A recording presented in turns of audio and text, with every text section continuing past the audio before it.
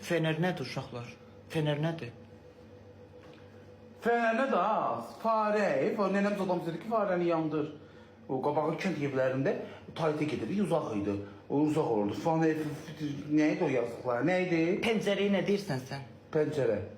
Amma bizdə amışqa deyirlər. Yo, amışqa. Yo, həmçinin nənəm deyir ki, amışqanı bağla. Fortuşqa deyir. Yo, amışqa. Amışqa nə deyir? Qurana and olsun, bax. Yaxşı. Bu çörəyə pamaqın həmişə deyir ki, amışqan bağla. Çörəyə bilsə nə deyirdi? Ətbək. Hə, ətbək var. Ətbək, Qabaqçıqlar amışqa. dedi ki, aşıqla ki, appanı ye, appa yemsən. Ətbək deyirdi ətbək çörəyə, pəncərəyə amışqa deyirdi. Ondan sonra aptekə həftıq deyirdi. Həftıq. Snikersə skines deyirdi. Gelində öyle bir şey mən. Stəkana nə deyirdi? Skatan. Söyləmə. Həqqı. Vallahi dedəmin görüm. Dedəmin maykası. Bir haram Allah, verim. senin nələndə nələr falan.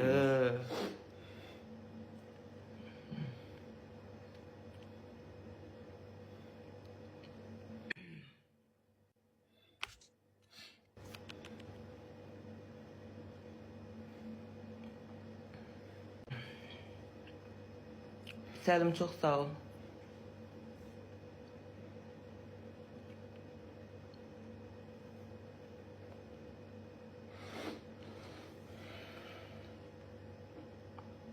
Bizim bir qonşumuz vardı, Səkinə idi adı, həmişə çığırıb çağırdı. Ay Səkinə, orası burası dikinə. O ses nadırdı başına. Doğru. Aman arvad olub, hə.